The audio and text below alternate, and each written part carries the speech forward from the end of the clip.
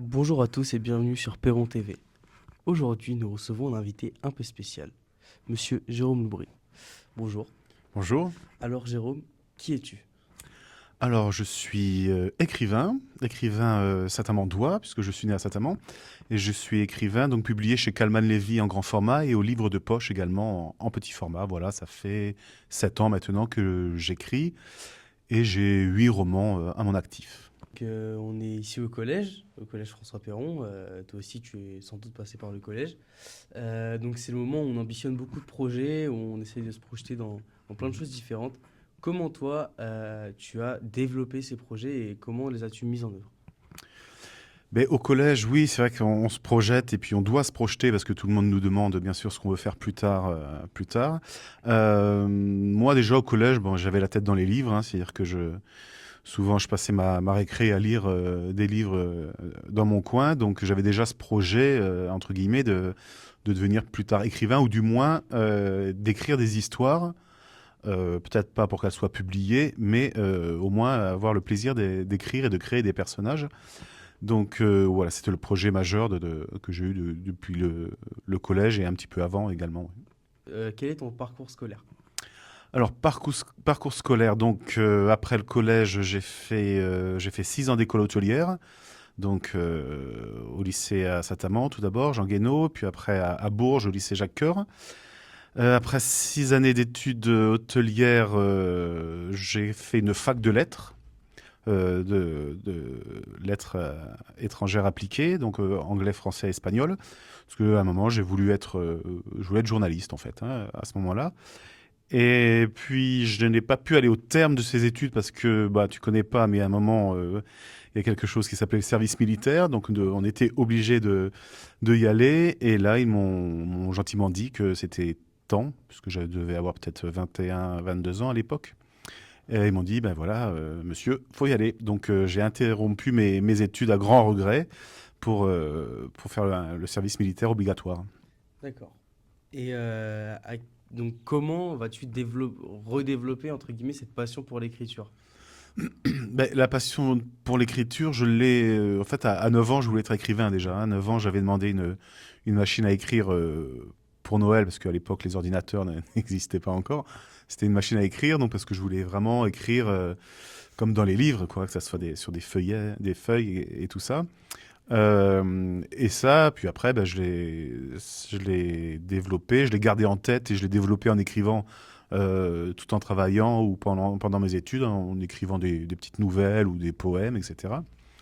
Et donc voilà, j'ai gardé ça, je l'ai développé, et puis après ça, on le développe en lisant beaucoup, puisque c'est ce qui fait travailler l'imagination, c'est ce qui fait nous dire en lisant une très belle phrase ou un très bon roman, on se dit oh, j'aurais bien aimé écrire ça, j'aurais bien aimé être l'auteur de ce livre. Donc on le travaille comme ça, en lisant et puis en rêvassant, parce que l'imagination, ben, c'est pas devant les écrans, c'est en s'ennuyant ou en rêvassant dans sa chambre. Si tu aurais pu écrire un livre, quel aurait été ce livre? Alors si j'avais voulu être millionnaire, j'aurais écrit la Bible, puisque c'est le livre le plus vendu au monde. Non, si j'avais aimé écrire un livre, je pense que ce serait Ghost Story de Peter Straub. C'est un livre fantastique. C'est un livre que je relis régulièrement, peut-être tous les 18 mois ou peut-être tous les ans. Et c'est vraiment un livre fantastique dans les deux sens du terme, puisque bon, ça parle de fantômes, mais aussi le système narratif est vraiment fluide. On passe d'époque en époque sans presque s'en rendre compte quand on lit le livre. C'est d'une fluidité exceptionnelle et c'est un des romans préférés de Stephen King, par exemple. Peter Straub était un ami de Stephen King. D'accord. Et dans tes jeunes années, quelles étaient tes inspirations, justement, au niveau lecture? Eh bien, les inspirations très jeunes ont été donc le fantastique, puisque comme j'habitais à Saint-Amand-Montrond, et à Saint-Amand, il y a une imprimerie, une des 3 plus grosses imprimeries de France, Bussière. Et j'avais la chance, enfin ma mère connaissait quelqu'un qui travaillait là-bas dans cette imprimerie. Et régulièrement, tous les mois, il nous apportait un carton rempli de livres où la couverture avait été mal découpée, enfin invendable. Et souvent, il y avait des petits livres pocket noirs Donc on avait du King, on avait du Masterton, du Kuntz, euh, que des livres fantastiques. Et très jeune, donc j'étais plongé dans cette ambiance-là et ces petits frissons qu'on a quand on lit seul le soir dans sa chambre et quand on ressent les petits frissons de la peur. Donc ça signifie déjà que le livre est bien écrit parce que ça apporte cette sensation. Donc mes inspirations principalement ont été d'abord donc le fantastique et puis après vers des romans plus classiques parce que à Jacques-Cœur j'ai eu un prof de français, un génial prof de français qui m'a donné envie de découvrir Stendhal, Voltaire, etc. Et ça a été aussi un autre plaisir, différent bien sûr que le fantastique, mais c'est aussi source d'inspiration les classiques. Et justement, tu devais être très bon au sujet d'imagination, en français, etc. Oui, bah, c'est un exercice que j'aimais bien. Autant en maths, j'étais vraiment nul, qu'en français, quand fallait faire une dissertation ou imaginer une histoire, etc. C'est vrai que je m'en sortais plutôt bien. C'était d'autant plus encourageant parce que j'avais encore cette idée de vouloir être écrivain, donc ça fait plaisir quand on se rend compte qu'on peut aller un peu plus loin que les autres élèves. Ça encourage. Oui, donc voilà. Mais j'ai la chance aussi d'avoir des très bons profs, ce qui a été très utile pour la suite. Maintenant, tu nous as dit que tu avais 8 romans à ton actif. Comment ça se passe pour écrire un livre et le publier? Alors bon, il n'y a pas de recette magique, hein. Chaque écrivain a une méthode. Il y en a qui se forcent à aller tous les jours devant l'ordinateur et d'écrire pendant 1 heure. Il y en a comme moi qui se forcent pas, c'est-à-dire que si je ressens pas le besoin d'écrire, c'est que j'ai rien à écrire. Je vais pas aller écrire pour effacer après ou pour dire ouais, c'est pas terrible. Donc moi j'appelle ça l'écriture sensitive, c'est-à-dire que vraiment, bah, tout d'abord il faut avoir l'histoire, le début de l'histoire. Moi quand je commence à écrire, donc j'ai une bonne partie de l'histoire que j'ai inventée, que j'ai imaginée comme un film en fait, hein, par des scènes.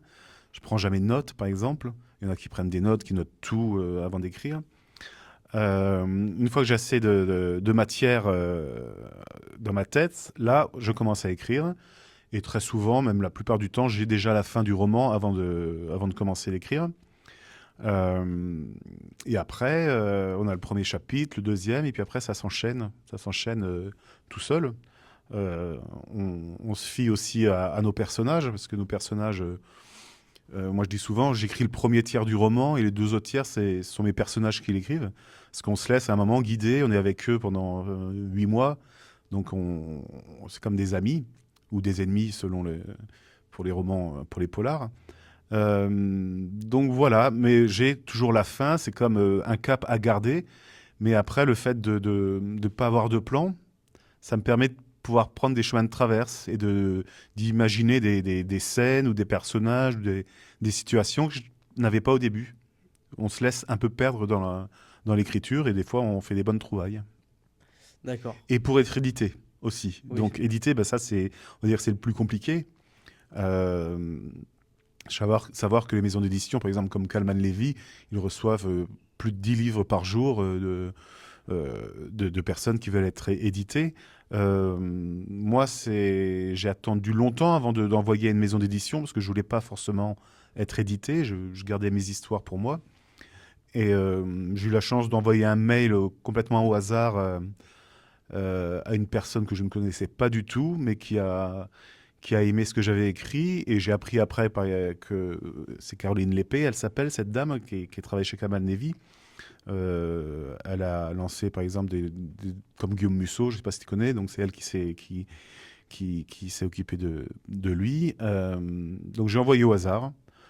Puis j'ai reçu un mail et un coup de fil 15 jours après me disant qu'elle serait intéressée pour qu'on se rencontre, pour qu'on discute. Et puis voilà, c'est parti comme ça. Mais bon, je fais partie des très très rares pour qui ça s'est passé aussi facilement. Parce qu'il y en a ça fait 10 ans qu'ils envoient des maisons d'édition, ils sont pas pris et peut-être ils seront jamais pris. Donc c'est un mélange de chance, tomber sur la bonne personne au bon moment.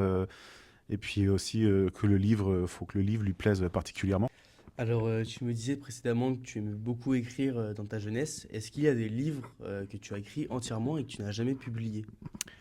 Oui, il y en a quelques-uns, hein, même des nouvelles ou même, je crois que j'ai deux romans, mais parce que je les écrivais quand je travaillais, donc je rentrais le tard, hein, le soir du boulot, vers minuit, hop, après j'écrivais un petit peu, donc ils sont pas sortables en tant que tels, hein, la qualité est sans doute médiocre, donc, mais je les garde et puis j'ai une petite affection pour eux parce que c'est les premières étapes qui m'ont mené après au premier roman qui a été publié.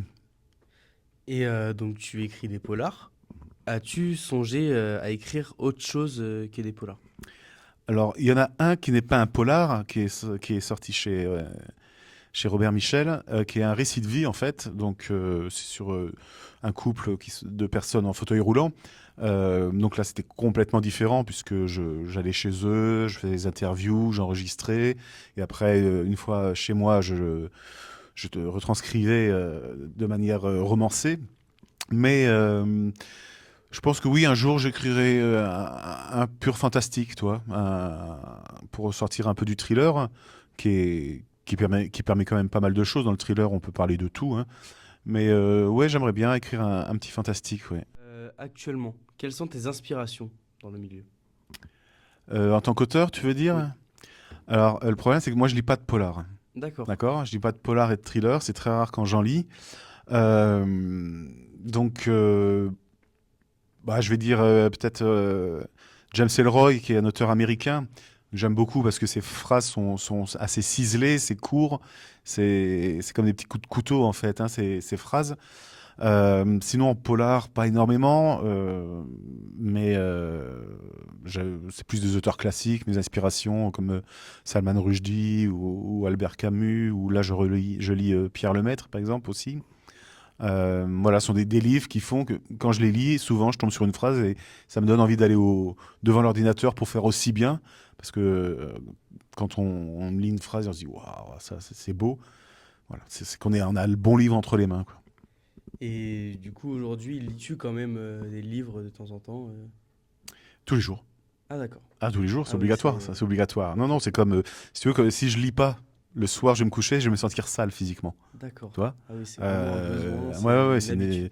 c'est une habitude que j'ai depuis que je suis tout petit. Donc, souvent, j'ai un livre pour la journée que je lis dans mon salon et j'ai un livre pour le soir que je lis Ok, avant de m'endormir. Mais non, non, il n'y a pas une journée où je ne lis pas. Je me pose même pas la question. C'est naturel, c'est un réflexe. d'accord. Et donc, dans tes livres, il y a toujours ce côté un petit peu fantastique, mystique et mystérieux. Pourquoi? Eh bien, ça vient de la région où je suis né, hein, le Berry, à Saint-Amand-Moron. Donc, j'ai grandi avec les coupeurs de feu, les rebouteux, les légendes dans les diverses forêts qui y a autour de Saint-Amand, comme la forêt de Meillan. Voilà, la nuit, j'allais dans les cimetières, on faisait le mur, on allait dans les cimetières pour se faire peur, ou on visitait des maisons abandonnées. Voilà, ça fait partie du folklore et l'endroit où on est, forcément, influe sur notre psychologie, nos références culturelles et tout. Donc j'aime bien mettre du fantastique. Enfin, on retombe souvent tout le temps sur nos pieds parce que ce sont des thrillers mais pas des romans fantastiques. Mais c'est vrai qu'il y a souvent des petites légendes ou des petits mythes qui sont mis en avant. Et c'est une manière, c'est un petit clin d'œil à ma région natale. Quels sont tes projets pour la suite? Comptes-tu écrire d'autres livres, etc. Là, je suis en cours d'écriture, donc le prochain devrait sortir en janvier. Donc je dois le rendre à mon éditeur en septembre. Donc j'en suis au tout début, je crois que j'en suis à la page 80. Sinon là, en 2026, il y a aussi un de mes livres qui va sortir en bande dessinée, en 2 tomes, Les Refuges. Et voilà, pour le projet. De toute façon, l'écriture d'un roman, ça prend 8 10 mois. Après, il y a tout le processus éditorial, les corrections, les couvertures, la promotion. La promotion, après il y a les salons et tout et tout. Donc on atteint vite 16 18 mois entre la fin d'un roman et puis enfin, le début d'écriture d'un roman et puis la sortie officielle. Et quand on écrit, est-ce que ça change la perception d'un livre qu'on pourrait lire? Est-ce qu'on lit différemment? Oui, ouais, oui, on lit forcément différemment quand on lit. Bon, ça m'arrive pas souvent, mais quand je lis un polar, c'est sûr que, bah, en plus souvent je connais l'auteur ou l'autrice, donc on a des petits repères et puis on connaît un peu la mécanique de la mise en suspense et puis du dénouement, etc. Donc on le lit différemment que si on n'écrivait pas du tout. Ouais. Tu nous dis que tu es originaire de Saint-Amand. Est-ce que revenir dans ce secteur t'aide à t'inspirer et à écrire? Alors m'inspirer, peut-être pas forcément, mais quand on revient dans sa région natale, moi j'habite dans le sud de la France, donc je reviens peut-être 2 fois, 3 fois dans l'année maximum. Euh, Ça aide surtout à savoir d'où on est parti. Tu vois, de revisiter son ancien quartier, de retrouver les couleurs, les odeurs qui sont différentes selon les régions, selon le temps, selon...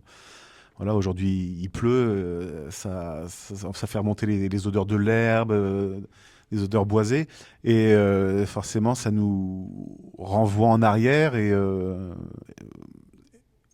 oui, ça nous fait repenser à d'où on est parti, à, à ce moi plus jeune qui avait 9 ans et qui voulait être écrivain et qui maintenant retourne dans sa ville natale en étant écrivain. Voilà.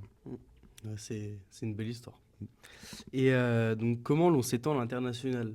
Car vos livres sont lus quand même dans plusieurs pays. Ouais. Donc, comment ça se passe Ben, pour se faire connaître ouais, ben ça c'est pas moi, c'est Mm. la maison d'édition. Hein. C'est-à-dire que là, moi, je suis traduit dans 17 pays. Ça, c'est la maison d'édition. C'est-à-dire que si le livre marche en France, forcément, il va attirer les éditeurs étrangers qui vont appeler donc Kalman Levy en leur demandant, ben voilà, est-ce que les droits anglais pour ce livre-là sont disponibles et qui vont les acheter, qui vont ensuite faire le même processus éditorial que Kalman Levy, mais à l'étranger. Et ça, c'est sympa parce que ça nous permet quand on est auteur, d'être invité aussi à l'étranger, de faire des Ouais. salons à l'étranger. J'ai fait le Maroc, l'Italie, j'ai fait l'Inde, la Bulgarie. Et c'est toujours, enfin, c'est assez étrange aussi de voir nos livres à l'étranger, parce que les couvertures souvent sont assez différentes. Il y a des pays où quelque chose une couverture un peu dramatique, ils vont transformer ça. Par exemple, au Japon, ils vont mettre un peu de fleurs partout, ça va être complètement différent. Et, euh, et ça, oui, ça se fait par la maison d'édition qui reçoit des propositions, qui m'en parle. Et si je valide, voilà, c'est parti. Après, le livre est édité à l'étranger. Et donc, avoir des livres édités à l'étranger et partout dans le monde, est-ce que ça permet de vivre convenablement? Mais ça aide, Bah oui. hein, parce qu'il faut savoir que, par exemple, dans tout ce qui est thriller, polar, etc., roman noir, il n'y a que 10% des auteurs qui vivent de leur plume. Les autres sont obligés d'avoir un travail à côté. Il y en a qui sont policiers, il y en a qui sont profs. Donc, sur un livre, on gagne pas beaucoup. Hein. Sur un livre à 20 euros, enfin, pas beaucoup. Sur un livre à 20 euros, on va toucher 2 euros. Donc, il faut en vendre beaucoup pour pouvoir en vivre. Donc, mais un livre, plus un livre, plus un livre, après, ça crée un roulement. Après, il y a la sortie en livre de poche aussi qui ajoute de la durée de vie au livre. Et bien sûr, les droits à l'étranger qui cumulés, permettent d'en vivre convenablement. Mais c'est pareil, faut que les livres soient bons et qu'ils se vendent. C'est comme une pâtisserie, il faut qu'elle soit bonne pour se vendre. C'est comme dans tout métier, si le travail n'est pas bon, on en vit difficilement. S'il plaît à beaucoup de lectrices et de lecteurs, on en vit plus facilement. Ouais. D'accord. Et merci d'avoir répondu à toutes ces questions Eh bien, merci à toi. et bon courage pour la suite. Merci. C'était Lilian sur Perron TV et à bientôt.